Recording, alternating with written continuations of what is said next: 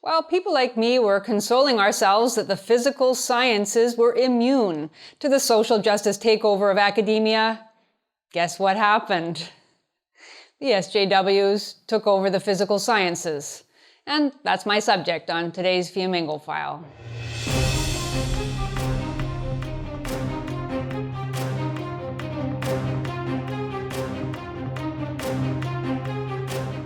I'm Janice Flamingo of the University of Ottawa.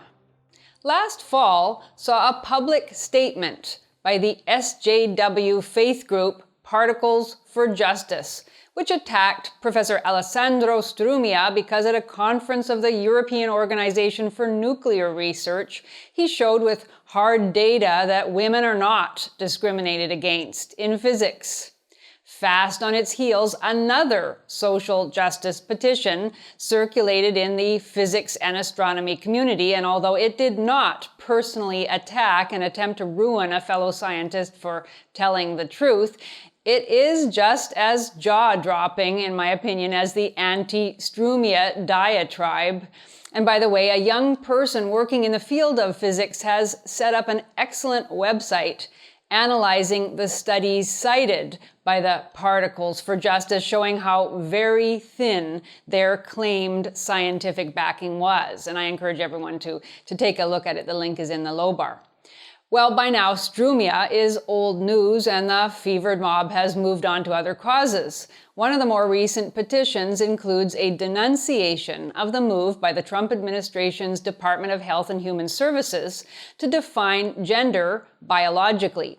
Such a move, according to the petition's framers, is an act of erasure of transgender, non-binary, genderqueer, and intersex individuals and must be opposed even by physicists not living in the United States and even by those living in countries, Mexico, for example, where trans and non-binary people have far fewer protections and recognition than they have in Trump's America.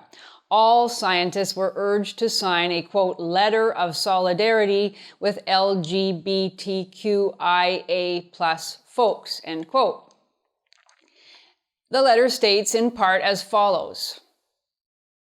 As a community of scientists, we contest that defining a person's sex or gender is grounded in science or is objective. We affirm that both gender and sex are not determined at birth, not defined by genitals or genetics, and not exclusively binary. Furthermore, the institution of science, particularly the field of genetics, has a long history of being used to justify the infliction of violence on marginalized communities. This is an extraordinary statement, and not only in its insistence that sex is not defined by genitals or genes. The statement is also surrounded by dark warnings about the violence being done or about to be done to gender non-conforming people in Trump's America, who are, according to the petitioners, slated for inhuman treatment by Trump and his evil henchmen. It's a now typical overheated, far-left declaration to which all practicing physicists and astronomers are expected to affirm their fealty. But what is even more extraordinary is the petition's willing surrender of the role of science in determining the truth of nature. What is science good for if it is not at all objective and not capable of grounding understanding of the phenomenal world? The petition authors give us their answer implicitly in their statement about the history of science, which they claim, forget the moon landing and the combustion engine and the polio vaccine, which they claim has been primarily oppressive, associated, as they say, with, quote, the infliction of violence on marginalized communities, end quote. By implication, therefore, the most significant objective of science today is not doing science, but bringing justice to the oppressed. And if that sounds biblical, that's because it is. As others have pointed out before me, this is essentially a religious movement that is taking over science, and it is one gaining many converts. In the particular case I just mentioned, hundreds of physics and astronomy professors and students, 694 to be precise, signed a petition affirming that sex is not determined at birth and cannot be scientifically known, and they suggested that only by standing in solidarity with marginalized communities can scientists save science from its intolerable history of violence. So how did we get to the point that scientists stopped believing in the ability of science to arrive at reliable assessments of physical reality? It's an extraordinary story, and not one obviously that can be told in a single video, but I want to look at some examples specifically from the history of physics, which is one of the disciplines one might have thought most immune to social justice fanaticism. Now, there have been calls, at least since the 1990s, to change the nature of physics teaching in order to make it more socially just by attracting more women and racial minorities. In a 2003 article published in the feminist journal Signs called "Has Feminism Changed Physics?", Professor Amy Graves of Swarthmore College approved the introduction of various collaborative learning and student-led teaching methods to make physics more female-friendly. These included peer instruction, in which students interact in small groups and either agree on an answer or agree to disagree, and something called inquiry-based physics, in which students construct their own knowledge in small groups. According to Professor Graves, these were a promising beginning, though far from adequate in themselves, to move physics in a feminist direction. Interestingly, the author of the article was not concerned that these kinds of initiatives revealed a notable willingness to water down the content of physics instruction through enormously time-wasting and often counterproductive group efforts, nor did she consider that the changes to physics education that she was advocating almost certainly made the subject less attractive to the brainy, introverted male nerds who loved physics precisely because it had nothing to do with feminine activities like agreeing to disagree, but too bad for them. For Professor Graves, involving more women and non-whites in physics would transform the discipline in a positive way, no rationale provided, and this has remained the uncontested axiom of all social justice activism in physics since then. If we fast forward a few years, we can see how the social justice agenda became more aggressive and more explicitly anti-scientific as the faith spread and its apostles became bolder. Back in 2003, Amy Graves wanted physics teaching to be changed to attract people otherwise not very interested in doing physics, but at least she assumed that what would be taught would be some version of physics, even if a far less rigorous one. Not so a later pedagogical reformer named Moses Rifkin, a physics teacher at an elite school called University Prep High School in Seattle, Washington. Some years ago, Rifkin put together a 6-day program to introduce social justice into the teaching of physics, and it has proven attractive to progressive schools across the United States. I was contacted a few years ago by a parent at a Chicago high school whose son was being taught a week-long social justice physics curriculum in the 9th grade based on Rifkin's outline, and a detailed synopsis of that outline can be found online, so I strongly encourage everyone to consult it and see for yourself what is being taught as physics in some progressive schools. Now, the creator of this social justice unit for physics is pretty upfront that the material he is presenting in his physics classroom has nothing to do with physics, and that it sprang from his personal frustration that as a science teacher, he was not as able as he imagined his colleagues in English or history were to bring what he calls moral issues, i.e. ideology, into the classroom. But he overcame this limitation by affirming that, in his words, as science teachers, we have to take an active role in undoing the bias in our society. I'm not sure how Rifkin would defend his assertion that it is not only desirable but even necessary morally necessary for someone like himself with no proven competence in history or moral philosophy or anything else to impose his personal views on a captive audience of young people and in the meantime neglect the teaching he was hired to do. But it's obvious from reading the curriculum that Rifkin feels no need to justify himself. Why bother to teach about Newton's laws of motion when it's a lot more exhilarating to denounce them as white supremacist heteropatriarchal constructs? Rifkin uses the lack of well-known black physicists in the United States as his launching point for teaching about systemic discrimination, and he makes it clear that his analysis can be applied to other underrepresented groups in physics, such as Muslims or women, for example. His project is to have students, quote, reflect on how racism affects achievement in science. The answer, already determined in advance by Rifkin, of course, is that blacks don't do physics because in various ways they are excluded or denied the opportunity or made to feel it isn't for them. Whites, on the other hand, are overrepresented in physics because of their social privilege, and race-based measures are necessary to address the inequality. Now, Rifkin uses the word discussion when he describes his unit, but it's pretty clear from his outline that the students are not so much to discuss as to be led by Rifkin to his politically correct conclusions. His discussion questions include such question-begging howlers as, quote, how can it be white people's fault that black people don't want to do physics? And in what ways have we been the recipients of unearned advantage, end quote. In order to help his students arrive at the conclusion that, quote, many of them have been given advantages that they didn't earn themselves. Yes, he is going to take it that far in the blaming direction.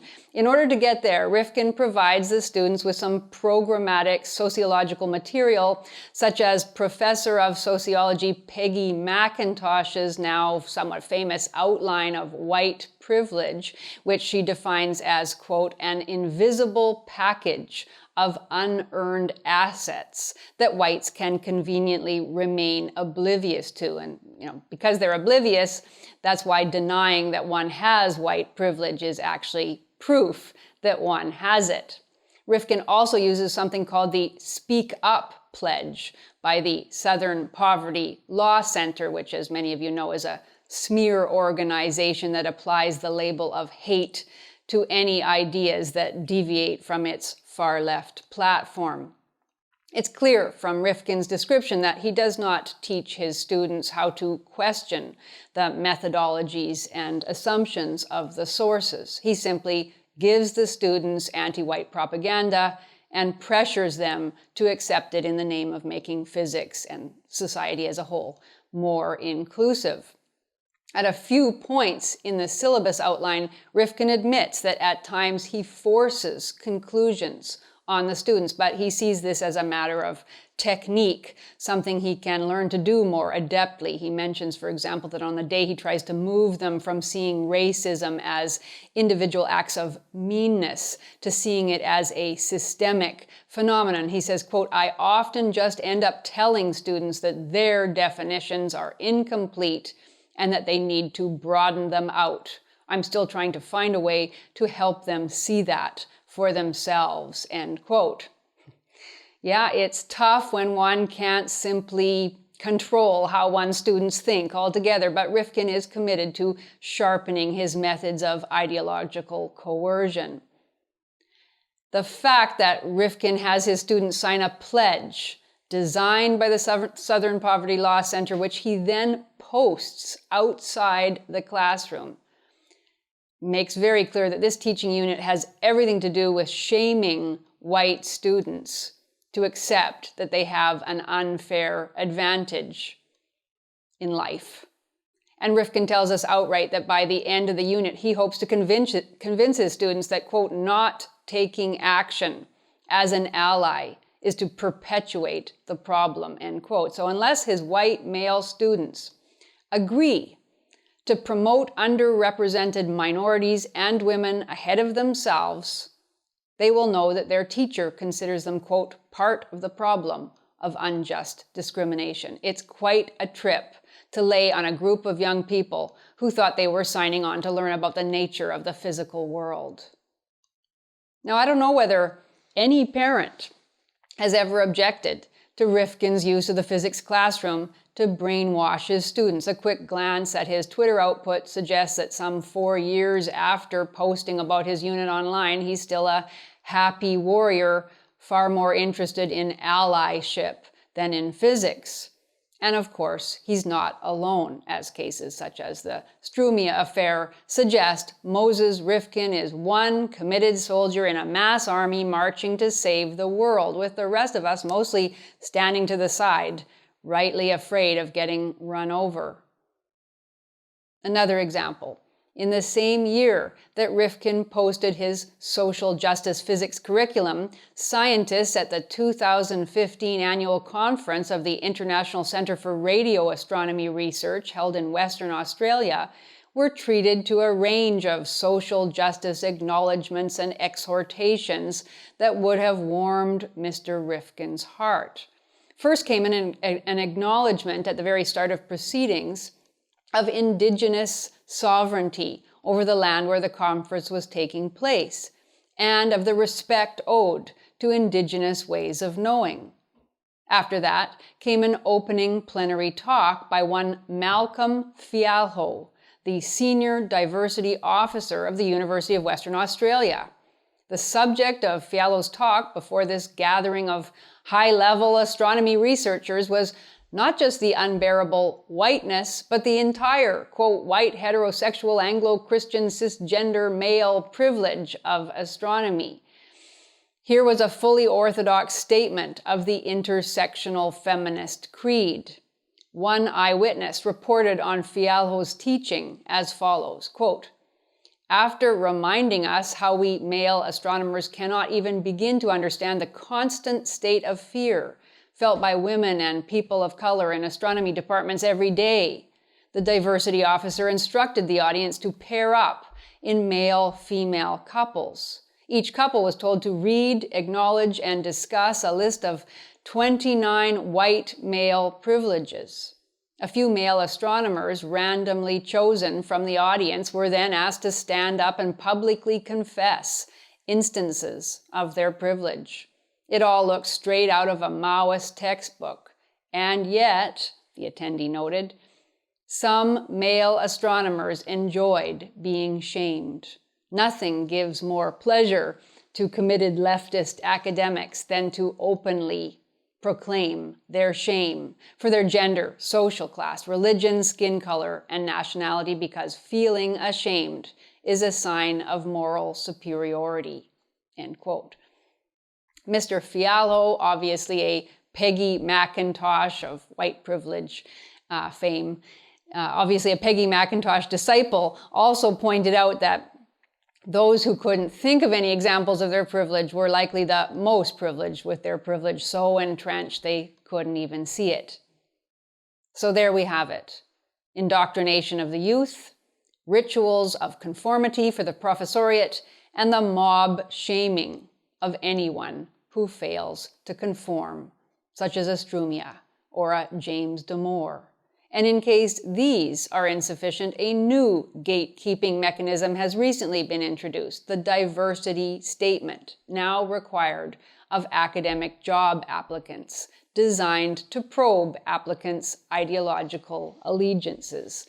The University of Wisconsin-Madison, for example, is advertising a position in astronomy astrophysics, and it contains the usual rubric strongly encouraging, quote, women and candidates from member groups traditionally underrepresented in the field of astronomy. But in addition to that, and in addition to providing their CV, bibliography, and statement of research interest, applicants must now include, quote, a one-page statement describing how the applicant plans to foster an inclusive and diverse research and learning environment. A friend of mine who inquired about this job was told that such diversity statements are now being requested at all top-tier academic institutions. And believe you me, simply stating that one judges all people solely on the quality of their work will not be sufficient. One will be required to profess one's faith in the new theology: white, heteronormative, cisgendered male privilege, female disadvantage, unconscious bias, systemic discrimination, the violent history of science, the scourge of sexual harassment, the need for safe spaces, and the path to restitution. Anyone who thought it might still be possible to keep one's head down and avoid the politics will soon realize that being apolitical is no longer an option. The SJW priest caste has grown tired of irritating debates about merit, that dog whistle of the far right, and this is the next stage in the great purge of heretics. Now, I've used religious language throughout this video, not as a slur on religious believers, but to signal that the deep enthusiasm with which SJW terminology and practice have been welcomed into physics and related disciplines represents the routing of the Enlightenment philosophy by a new dogmatic belief system complete with its own mystical faith and its own concepts of original sin and necessary self-sacrifice. The triumph of this new worldview suggests that the scientific atheists who attacked Christian evangelicalism with glee, and who still do, weren't quite as comfortable with the rejection of faith as they often claimed.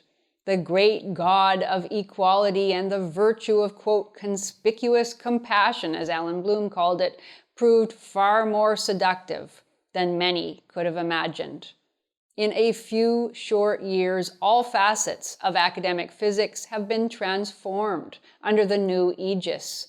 There have been masses of taxpayer-funded diversity initiatives, including conferences and workshops and mentorship programs and female-only panels, fellowships, research opportunities, and even female-only academic positions. There have been constant surveys of the climate for women and racial minorities, always with the discovery that gender and racial harassment and discrimination are much worse than previously understood or admitted, always with the conclusion that more needs to be done to diversify the field and to attract women and racial minorities. There have been stellar careers cut short by non-criminal allegations of so-called harassment. And there have been scientific mediocrities elevated to positions of influence who make their careers out of promoting the diversity doctrine rather than actually doing science. And through it all, there has been and will continue to be the remorseless hounding of anyone who objects or expresses less than enthusiastic adherence to every and all of the priorities, policies, and protocols of the project to make physics SJW compliant. And meanwhile, in China, Japan, South Korea, and India, physicists are doing physics, leaving the West behind.